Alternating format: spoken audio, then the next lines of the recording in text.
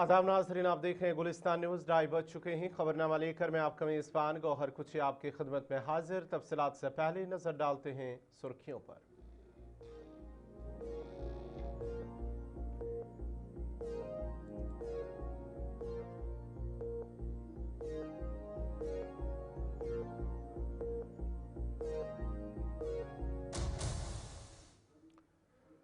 और पेश है खबरों की तफसील। सबसे पहले बड़ी खबर पाकिस्तान अफगानिस्तान कशीदगी के हवाले से, जहां पर पाकिस्तान की फौज ने गुज़िश्ता 48 घंटों के दौरान अफगानिस्तान के मुतअद्दिद इलाकों के अंदर हमले किए हैं।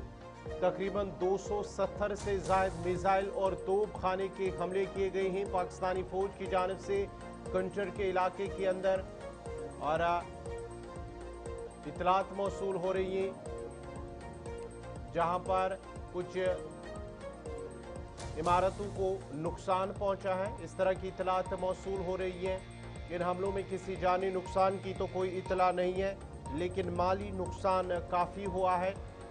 मुतअद्दिद घरों और इमारतों को शदीद नुकसान पहुंचा है। जो ज़राए है उनके मुताबिक ये हमले पाकिस्तानी फौजी कमांड की जानिब से किए गए हैं और मकामी लोग इस वक्त खौफ तशवीश में मुब्तला है। बड़ी और अहम खबर आपको बताते चले कि पाकिस्तानी फौज की जानिब से अफगानिस्तान के कुछ इलाकों के अंदर शदीद फ़िज़ाई हमले किए गए हैं। रॉकेट और दीगर जो मिसाइल हैं वो दागे गए हैं, जिसके नतीजे में मुतअद्दिद इलाकों के अंदर तामीराती ढांचों को नुकसान पहुंचा है। ये तस्वीरें हैं पाकिस्तान के अफगानिस्तान के उस इलाके के अंदर जहां पर गुज़िश्ता 48 घंटों के दौरान पाकिस्तानी फौज की जानिब से हमले किए गए हैं मुख्तलिफ अजला के अंदर अफगानिस्तान के, जहां पर बताया जा रहा है कि 270 से ज़ायद मिसाइल और तोप खाने के हमले किए गए हैं, जिसकी वजह से मुतअद्दिद रिहायशी मकानों और दीगर तामीराती ढांचों को नुकसान पहुंचा है। ताहम इन हमलों में अभी तक किसी जानी नुकसान की कोई इतला मौसूल नहीं हुई है।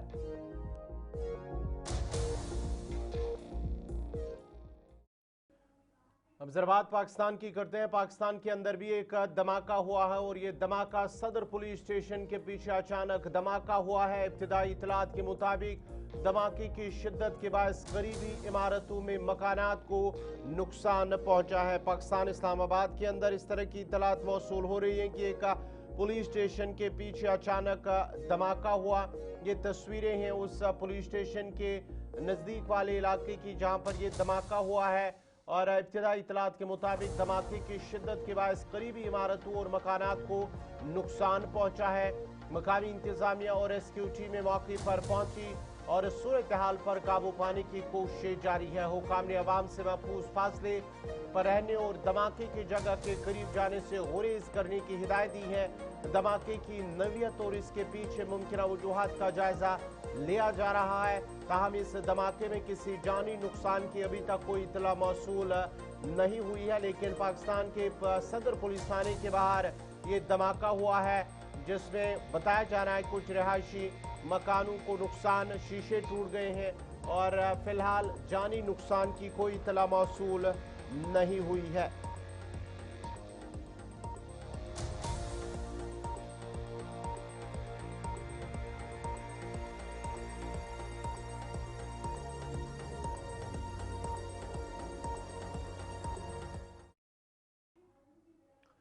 श्रीनगर के SKICC में महकमा फिशरीज हुकूमत हिंद की जानिब से कोल्ड वाटर फिशरीज पर कौमी कॉन्फ्रेंस का इनेकाद किया गया है। इस मौके पर मरकजी वजीर राजीव रंजन सिंह, जम्मू कश्मीर के लेफ्टिनेंट गवर्नर मनोज सिन्हा, वजीर आला उमर अब्दुल्ला, SP सिंह बघेल और जम्मू कश्मीर के वजीर जावेद अहमद डार समेत मुतअद्दिद मुअज़्ज़ज़ शख्सियात ने शिरकत की।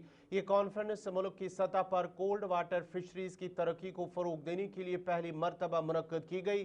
खासतौर पर जम्मू कश्मीर, लद्दाख, हिमाचल प्रदेश, उत्तराखंड, अरुणाचल प्रदेश और सिक्किम के बुलंद पहाड़ी इलाकों में प्रधानमंत्री मत्स्य संपद योजना के तहत हुकूमत हिंद ने सरद पानी वाले इलाकों में इंफ्रास्ट्रक्चर की जदीदकारी, हैचरियों के फ़रोग, बीज और खुराक के निज़ाम में बेहतरी और ट्रांसपोर्ट कोल्ड चेन नेटवर्क को मजबूत बनाने के लिए 2299.56 करोड़ रुपए की रकम मुख्तस की है। इस इकदाम का मकसद टेक्नोलॉजी पर मबनी आबी ज़राअत का निज़ाम कायम करना और पहाड़ी कम्युनिटीज़ की माशी ज़िंदगी को सहारा देना है। इस मौके पर मरकजी वज़ीर राजीव रंजन सिंह ने कहा है कि कुछ लोगों ने मशवरा दिया था कि कोल्ड वाटर फिशरीज की फार्मिंग दिल्ली या शिमला में कायम की जाए, लेकिन उन्होंने कहा है कि यह कहीं और नहीं बल्कि सिर्फ श्रीनगर में होगी। श्रीनगर में 2 खास अक़साम की मछलियाँ पाई जाती हैं और वो चाहते हैं कि उनकी पैदावार को मज़ीद मजबूत बनाया जाए। ये मछलियाँ 5 डिग्री सेंटीग्रेड से 25 डिग्री सेंटीग्रेड के दर्जा हरारत में बेहतर तरक्की करती हैं और इसी वजह से श्रीनगर बेहतर मकाम है। Fisheries infrastructure development. The aquaculture-led fish production has been instrumental for food and before cold. इसको शिमला में आयोजित किया गया, लेकिन मैंने कहा ये कहीं नहीं होगा, श्रीनगर में।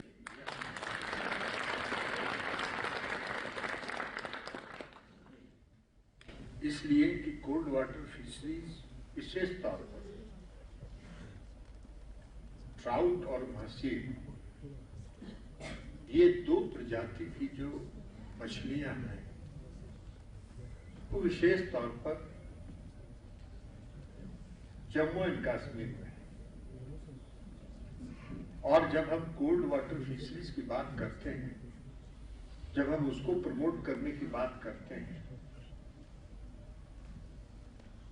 तो ट्राउट और मसीर एक ऐसी प्रजाति है जिसको हमको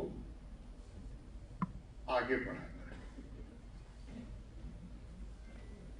और उससे जुड़े किसान भाइयों को सम्मिलित करना है।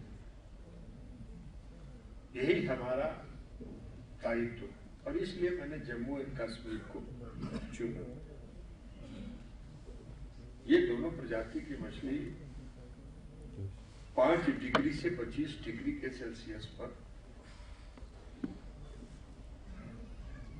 उपलब्ध होती है और मुख्य तौर पर जम्मू एंड कश्मीर, हिमाचल प्रदेश, उत्तराखंड,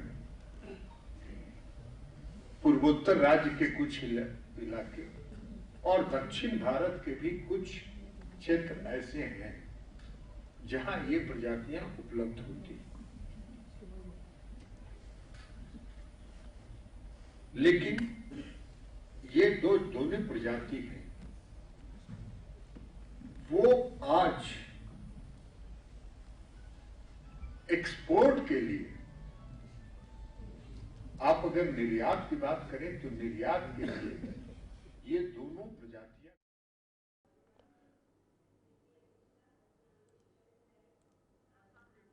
कॉन्फ्रेंस में जम्मू कश्मीर के लेफ्टिनेंट गवर्नर मनोज सिन्हा ने मरकजी वज़ीर राजीव रंजन सिंह की जानिब से श्रीनगर को कोल्ड वाटर फिशरीज के लिए मुंतखब करने पर इजहार तशक्कुर किया। इस मौके पर उन्होंने बताया है कि इकदाम नौजवानों को आगे बढ़ाने और मछली पालने वालों की तरक्की के लिए हुकूमत हिंद की मजबूत हिमायत का मुसिर है। उन्होंने कहा है कि मुसलसल मेहनत और कोशिशों की बदौलत भारत माहीगीरी की पैदावार में दुनिया में दूसरे नंबर पर पहुंच चुका है और उम्मीद है कि जल्द ही माहीगीरी के शोबे में पहले नंबर का मकाम हासिल करेंगे। मनोज सिन्हा ने मजीद कहा है कि कोल्ड वाटर फिशरीज की पैदावार के लिए बालाई हिमालय के इलाके सबसे मौजू हैं, जिसमें कश्मीर भी शामिल है।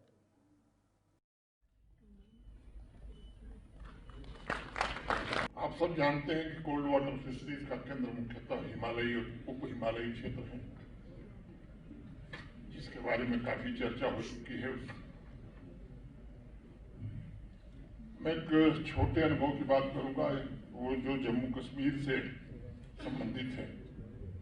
ट्राउट का मत्स्य पालन, रेनबो ट्राउट, ये जम्मू कश्मीर के लिए अपार संभावनाएं रखता है। ये 2.5-3 साल पहले एक holistic agriculture development plan Jammu Kashmir के लिए देश के जाने माने कृषि विशेषज्ञों की मदद से, जिसमें हमारे दोनों कृषि विश्वविद्यालय भी शामिल थे, बनाया गया। 29 प्रोजेक्ट उसमें कृषि वैज्ञानिकों के सलाह से जम्मू कश्मीर प्रशासन ने स्वीकृत किए। कोई एक प्रोजेक्ट साइलो में नहीं है, सब इंटर रिलेटेड है।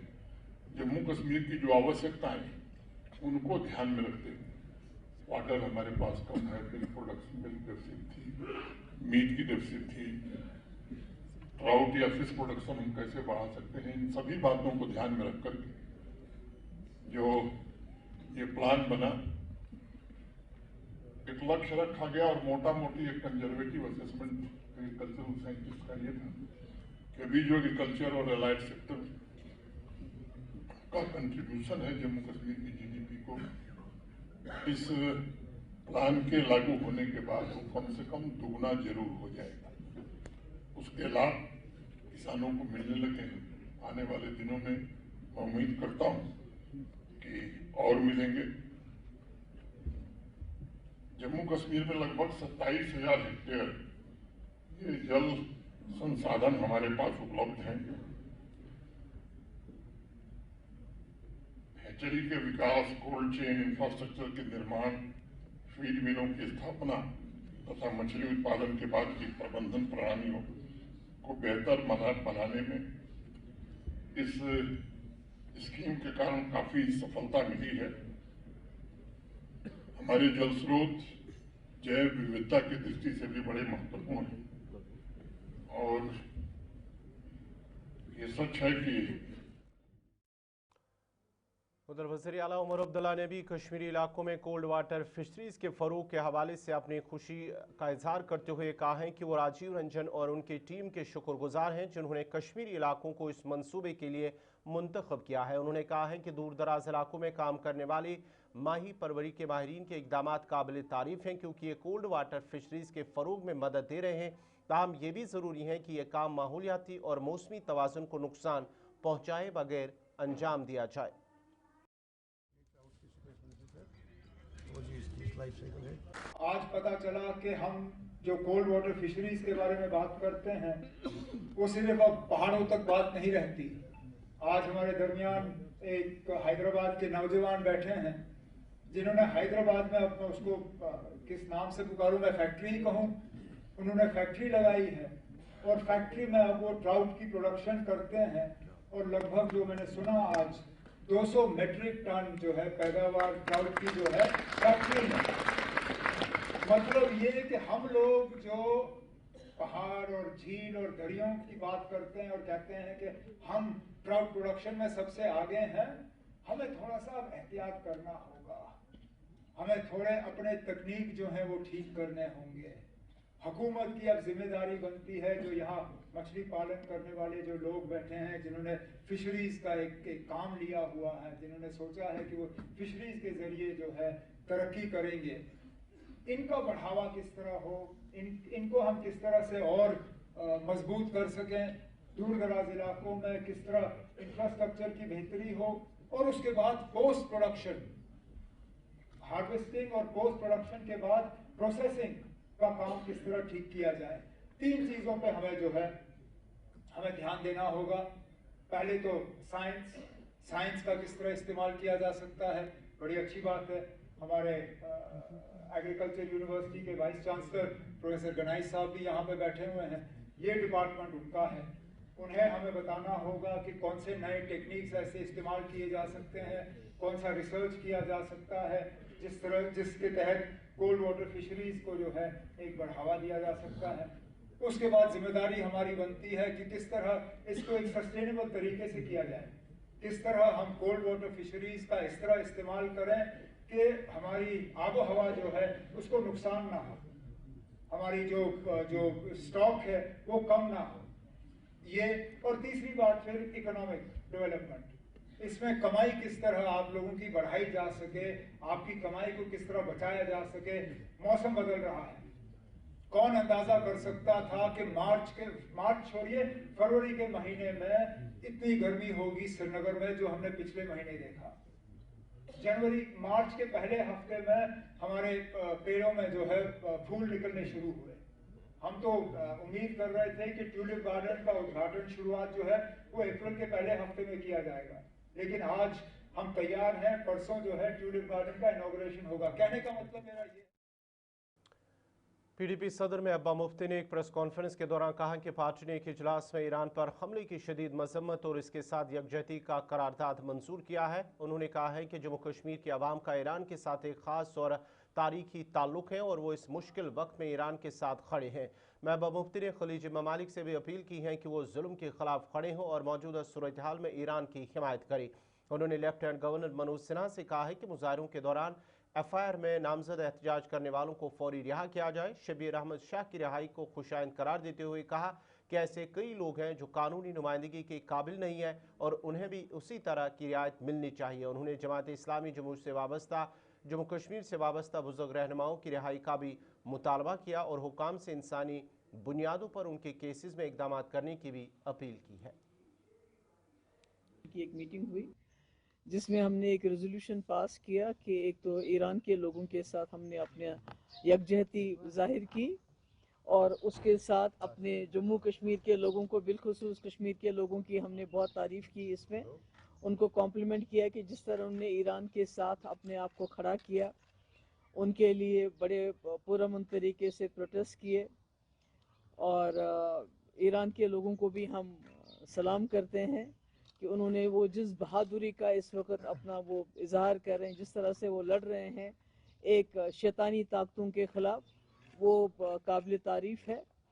और इसके अलावा हम अपने जम्मू कश्मीर के लोगों से ये गुजारिश करना चाहते हैं कि रमज़ान के आखिरी दिन है, इसमें दुआ करें। ईरान के लोगों के लिए बड़े मुश्किल हालात में हैं, उनके लिए दुआ करें, अल्लाह ताला उनको फ़तह नसीब करें।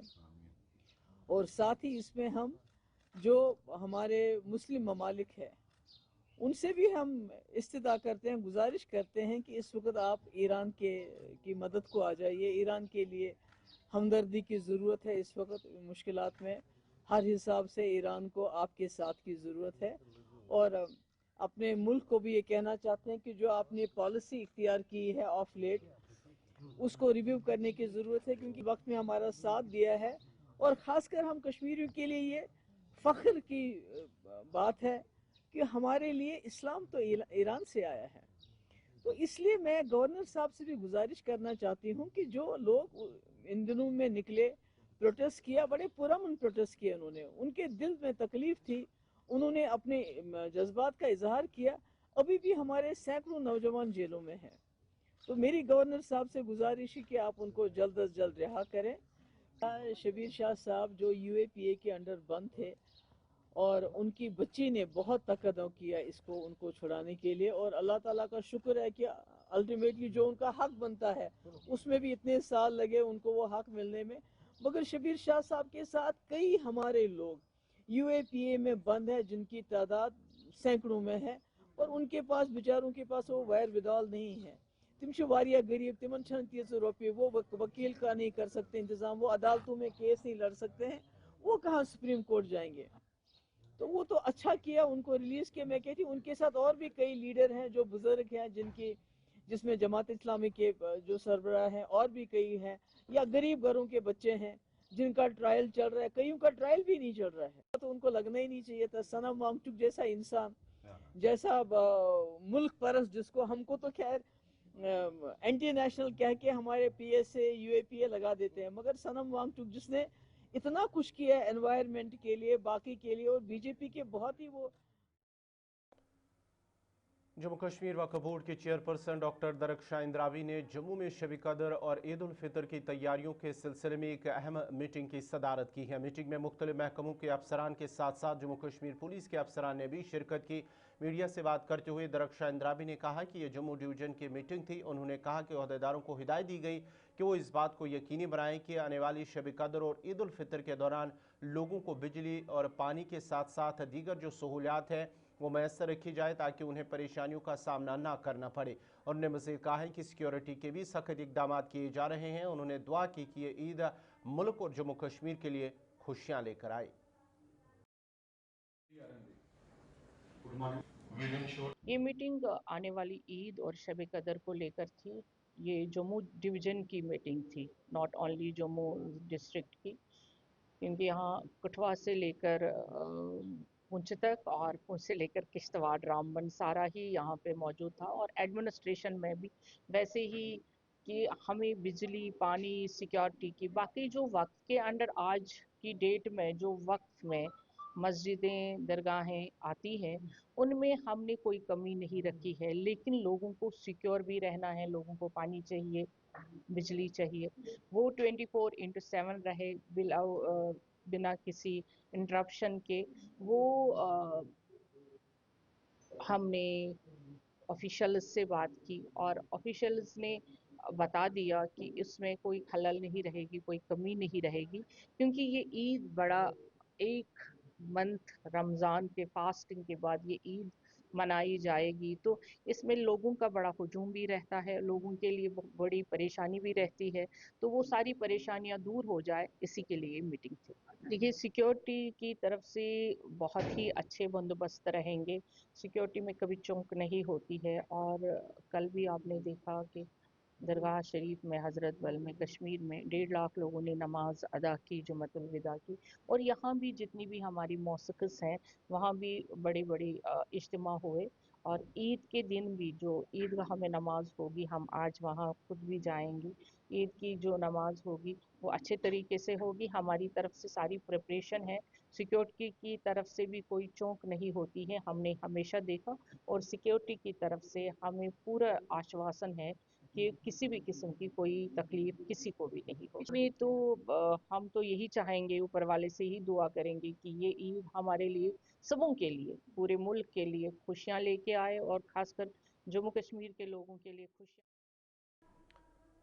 ज़िला अनंतनाग की रिहायशियों ने आला हुकाम से अपील की है कि रमज़ान उल मुबारक के मौजूदा इन दिनों में मार्केट चेकिंग मुहिम का इनेकाद अमल में लाया जाए, ताकि हर एक फरोख्त होने वाली अशिया पर कीमत और बनाने वाली कंपनी का नाम होना लाजमी हो और मुनाफा खोरी को रोका जा सके। सार्फिन ने कहा है कि महंगाई दिन ब दिन बढ़ रही है, इसलिए मार्केट में अशिया ज़रूरिया की कीमतों की सख्त निगरानी ज़रूरी है, ताकि आवाम को रिलीफ फराहम किया जा सके।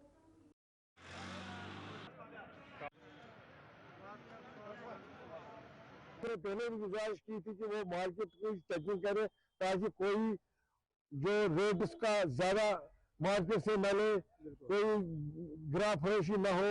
तो मगर अभी तक मुझे नहीं लग रहा है कि कोई डिपार्टमेंट निकला है इस जमीन में कि वो मार्केट का चेक करे, क्योंकि अब तो चंद ही दिन ईद को रह गए। तो मेरी गुजारिश रहेगी एडमिनिस्ट्रेशन से, जो फूड सेफ्टी डिपार्टमेंट है उनसे, म्युनिसिपल कौंसिल अदनाक से, कि वो कल ही से अपनी टीमें मुरतब की जाए, चाहे जो अनंतनाग का पूरा टाउन है उसकी हर तरफ से चेकिंग की जाए। कहीं दूध खराब तो लोगों को नहीं मिल रहा है, कहीं जो सब्जियां वो लोगों को खराब नहीं भेजी जा रही है, ये उनका फर्ज बनता है, इसीलिए वो उसी के लिए वो। अगर हम सब्जी की बात करें, अगर हम किराना की बात करें, अगर हम मेवों की बात करें, या दीगर जो कि खाने पीने की चीज़ों की बात करें, उसमें जो कि इजाफा देखने को मिल रहा है, क्योंकि शब का और ईद जो कि है वो आने वाली है। और इन्हीं दिनों बारबरकत जो कि महीने में ही जो कि इजाफा रेट्स में इजाफा देखने को मिल रहा है।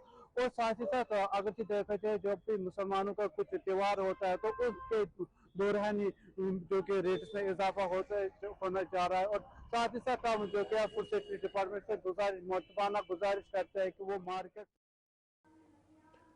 चीफ एजुकेशन ऑफिसर पूंछ मुख्तार मनहास ने डाइट पूंछ का दौरा किया, जहां उन्होंने असातिज़ा की जारी क्लासेस का मुआयना किया। इस मौके पर उन्होंने तदरीसी अमल का बगौर जायजा लिया और मुतल्लिका असातिज़ा से मुख्तलिफ तालीमी अमूर पर तबादुल ख्याल भी किया है। दौरे के दौरान चीफ एजुकेशन ऑफिसर ने सुबह की असम्बली में भी शिरकत की है और ज़ाती तौर पर इसकी निगरानी की है। इसके बाद ही उन्होंने शुरा से खिताब करते हुए असातिज़ा की पेशावराना जिम्मेदारियों और मयारी तालीम की अहमियत पर भी जोर दिया है। उन्होंने कहा है कि असातिज़ा कौम के मेहमान होते हैं और उनकी जिम्मेदारी है कि वो नई नस्ल की बेहतर तालीम और तरबियत के लिए अपनी सलाहियतों को बरोकार लाएँ।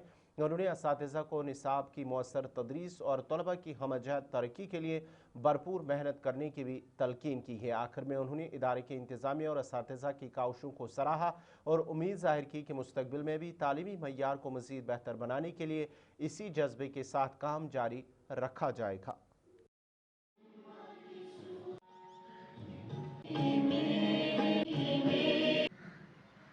अब सांस छोड़ते और ले जाएं। हमने 100 टीचरों को रखा था, लेकिन हमारे पास जो तादाद है वो 300, 250 से 300 तक जो है वो टीचरों ने पार्टिसिपेट इसमें किया है। और इसमें हमने डिफरेंट डिपार्टमेंट के जो ऑफिसर थे उनको बुलाया। जैसे मेंटल हेल्थ के लिए हमने CMO पूंछ साहब से गुजारिश करके डॉक्टर रूबी नाज को बुलाया। इसी तरह हमने अपने एजुकेशन डिपार्टमेंट से इनको हायर एजुकेशन से प्रोफेसर शमीम बांडे साहब को बुलाया, जिन्होंने मॉरल लेसन दिया, मॉरलिटी पर लेसन दिया।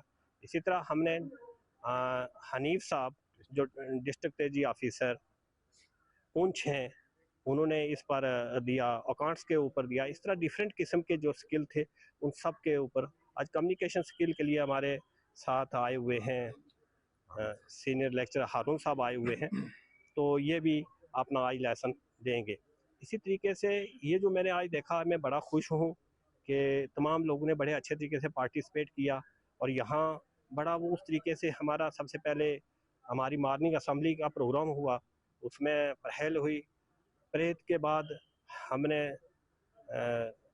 नेशनल एंथम जो है वो गाया गया, फिर उसके बाद प्रोग्राम हुआ, एक्सरसाइज हुई। ये सब लोगों ने पार्टिसिपेट की और इसमें हम लोगों ने भी पार्टिसिपेट की। इस तरह के प्रोग्राम मैं डाइट पुंछ से ये इल्तमास हूँ जो यहाँ के इंचार्ज हैं कि इस तरह के अक्सर प्रोग्राम जो है वो ऑर्गेनाइज किए जाएं, ताकि ये जो बात है ये कम से कम हमारे बच्चों तक पहुँचे। नाज़रीन, इसी के साथ ही खबरनामा इख्तिताम पज़ीर हुआ चाहता है। अपने मेज़बान गौहर कुची को इजाज़त दीजिए। अल्लाह हाफ़िज़।